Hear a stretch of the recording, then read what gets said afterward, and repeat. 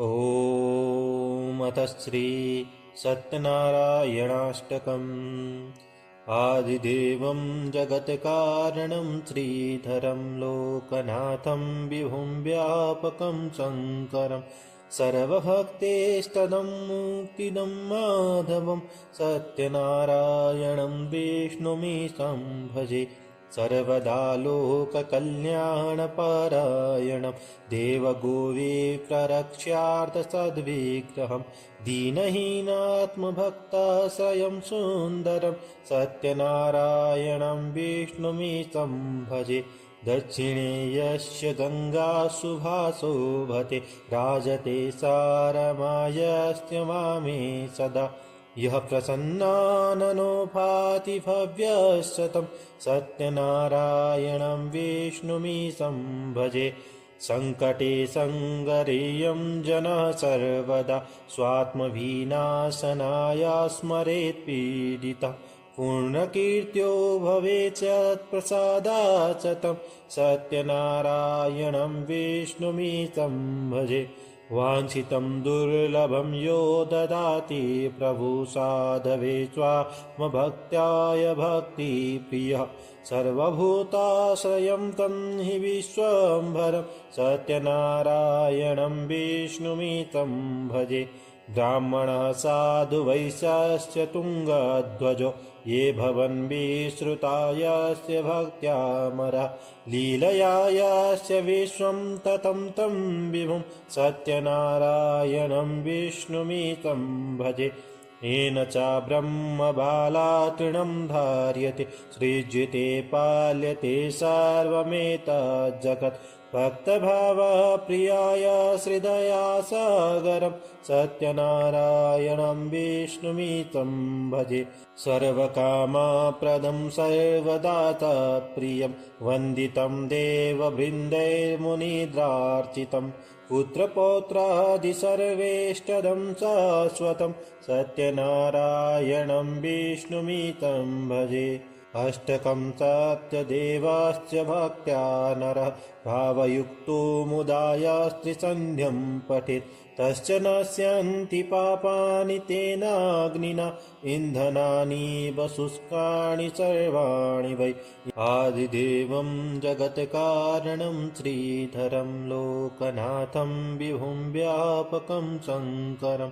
सर्वभक्तेष्टदं मुक्तिदं माधवं सत्यनारायणं विष्णुमीशं भजे। सर्वदा लोककल्याणपरायणं देवगोविप्ररक्ष्यार्थसद्विग्रहं दीनहीनात्मभक्ताश्रयं सुन्दरं सत्यनारायणं विष्णुमीशं भजे। दक्षिणे यस्य गङ्गा सुभाशोभते राजते सारमायस्य मामे सदा। यः प्रसन्नाननो भाति भव्यशतं सत्यनारायणं विष्णुमीशं भजे। सङ्कटे सङ्गरेयं जनः सर्वदा स्वात्मविनाशनाय स्मरेत् पीडितः पूर्णकीर्त्यो भवेत् यत्प्रसादात् तं सत्यनारायणं विष्णुमीशं भजे।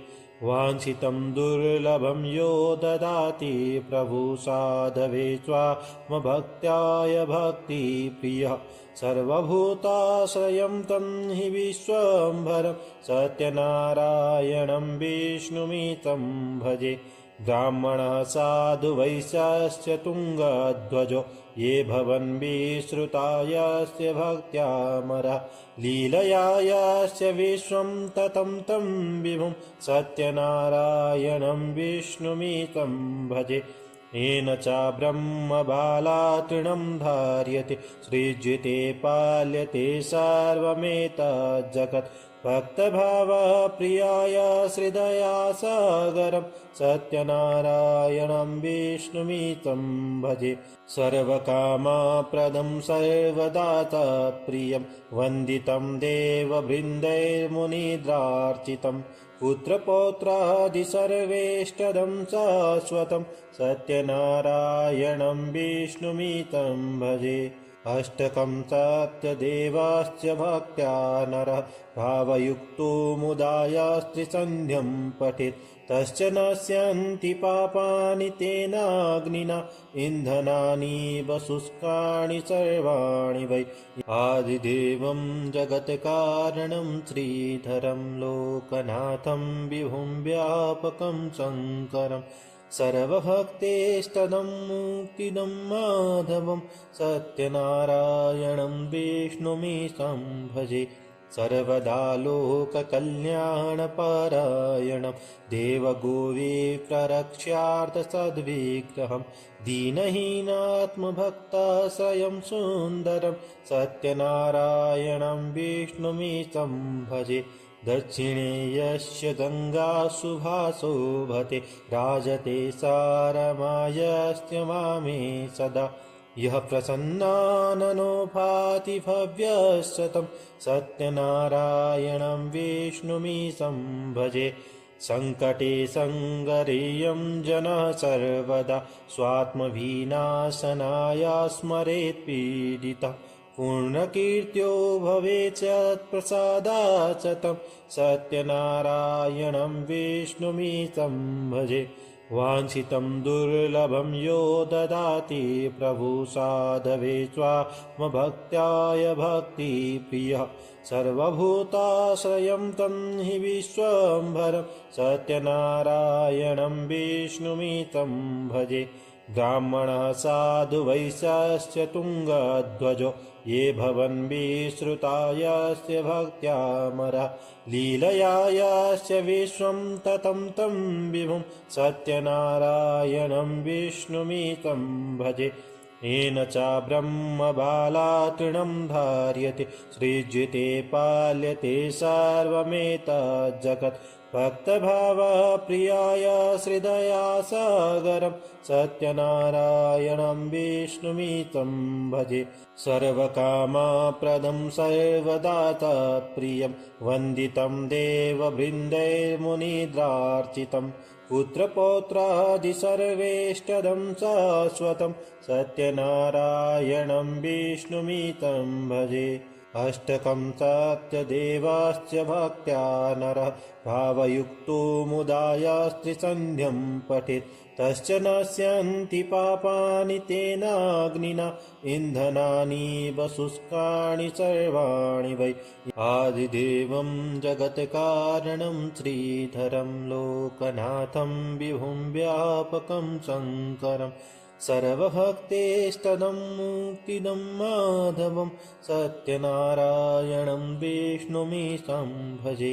सर्वदा लोककल्याणपरायणं देवगोविप्ररक्ष्यार्थसद्विग्रहं दीनहीनात्मभक्ताश्रयं सुन्दरं सत्यनारायणं विष्णुमीशं भजे दक्षिणे यस्य गङ्गा सुभाशोभते राजते सारमायस्य वामे सदा यः प्रसन्नाननो भाति भव्यशतं सत्यनारायणं विष्णुमीशं भजे सङ्कटे सङ्गरेयं जनः सर्वदा स्वात्मविनाशनाय स्मरेत् पीडितः पूर्णकीर्त्यो भवेत् प्रसादात् तं सत्यनारायणं विष्णुमीशं भजे वाञ्छितं दुर्लभं यो ददाति प्रभु साधवे स्वात्मभक्त्याय भक्तिप्रियः सर्वभूताश्रयं तं हि विश्वम्भरं सत्यनारायणं विष्णुमीशं भजे ब्राह्मणः साधु वैश्यश्च तुङ्गध्वजो ये भवन् विश्रुता यस्य भक्त्यामरा लीलया यस्य विश्वं ततं तं विभुं सत्यनारायणं विष्णुमीशं भजे येन च ब्रह्मबाला तृणं धार्यते सृज्यते पाल्यते सर्वमेतज्जगत् भक्तभावप्रियाय श्रीदयासागरं सत्यनारायणं विष्णुमीशं भजे सर्वकामप्रदं सर्वदाताप्रियं वन्दितं देववृन्दैर्मुनिद्रार्चितं पुत्रपौत्रादि सर्वेष्टदं शाश्वतं सत्यनारायणं विष्णुमितं भजे अष्टकं सत्यदेवास्य भक्त्या नरः भावयुक्तो मुदायास्त्रिसन्ध्यं पठेत् तश्च नश्यन्ति पापानि तेनाग्निना इन्धनानि वशुष्काणि सर्वाणि वै आदिदेवं जगत्कारणं श्रीधरं लोकनाथं विभुं व्यापकं शङ्करं सर्वभक्तेष्टदं मुक्तिदं माधवं सत्यनारायणं विष्णुमीशं भजे सर्वदा लोककल्याणपरायणं देवगोविप्ररक्ष्यार्थसद्विग्रहं दीनहीनात्मभक्ताश्रयं सुन्दरं सत्यनारायणं विष्णुमीशं भजे दक्षिणे यस्य गङ्गा सुभाशोभते राजते सारमायस्य वामे सदा यः प्रसन्नाननो भाति भव्यशतं सत्यनारायणं विष्णुमीशं भजे सङ्कटे सङ्गरेयं जनः सर्वदा स्वात्मविनाशनाय स्मरेत् पीडितः पूर्णकीर्त्यो भवेत् प्रसादात् तं सत्यनारायणं विष्णुमीशं भजे वाञ्छितं दुर्लभं यो ददाति प्रभु साधवे स्वात्मभक्त्याय भक्तिप्रियः सर्वभूताश्रयं तं हि विश्वम्भरं सत्यनारायणं विष्णुमितं भजे ब्राह्मणः साधु वैश्यश्च तुङ्गध्वजो ये भवन् विश्रुता यस्य भक्त्यामरः लीलया यस्य विश्वं ततं तं विभुं सत्यनारायणं विष्णुमितं भजे येन च ब्रह्मबाला तृणं धार्यते सृज्यते पाल्यते सर्वमेतज्जगत् भक्तभावप्रियाय श्रीदयासागरं सत्यनारायणं विष्णुमितं भजे सर्वकामप्रदं सर्वदाताप्रियं वन्दितं देववृन्दैर्मुनिद्रार्चितं पुत्रपौत्रादि सर्वेष्टदं शाश्वतं सत्यनारायणं विष्णुमितं भजे अष्टकं सत्यदेवास्य भक्त्या नरः भावयुक्तो मुदायास्त्रिसन्ध्यं पठेत् तश्च नश्यन्ति पापानि तेनाग्निना इन्धनानि वशुष्काणि सर्वाणि वै आदिदेवं जगत्कारणं श्रीधरं लोकनाथं विभुं व्यापकं शङ्करं सर्वभक्तेष्टदं मुक्तिदं माधवं सत्यनारायणं विष्णुमीशं भजे सर्वदा लोककल्याणपरायणं देवगोविप्ररक्ष्यार्थसद्विग्रहं दीनहीनात्मभक्ताश्रयं सुन्दरं सत्यनारायणं विष्णुमीशं भजे दक्षिणे यस्य गङ्गा सुभाशोभते राजते सारमायस्य वामे सदा यः प्रसन्नाननो भाति भव्यशतं सत्यनारायणं विष्णुमीशं भजे सङ्कटे सङ्गरेयं जनः सर्वदा स्वात्मविनाशनाय स्मरेत् पीडितः पूर्णकीर्त्यो भवेत् प्रसादात् तं सत्यनारायणं विष्णुमितं भजे वाञ्छितं दुर्लभं यो ददाति प्रभु साधवे स्वात्मभक्त्याय भक्तिप्रियः सर्वभूताश्रयं तं हि विश्वम्भरं सत्यनारायणं विष्णुमितं भजे ब्राह्मणः साधु वैश्यश्च तुङ्गध्वजो ये भवन् विश्रुता यस्य भक्त्यामरः लीलया यस्य विश्वं ततं तं विभुं सत्यनारायणं विष्णुमितं भजे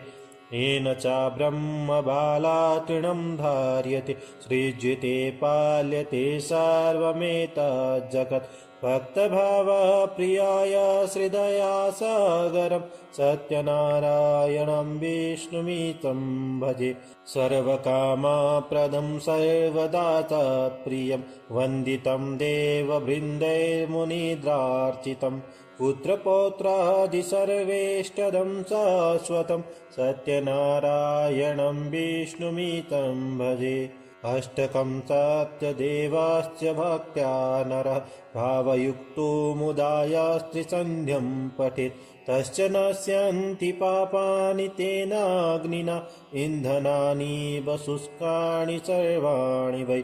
आदिदेवं जगत्कारणं श्रीधरं लोकनाथं विभुं व्यापकं शङ्करम् सर्वभक्तेष्टदं मुक्तिदं माधवं सत्यनारायणं विष्णुमीशं भजे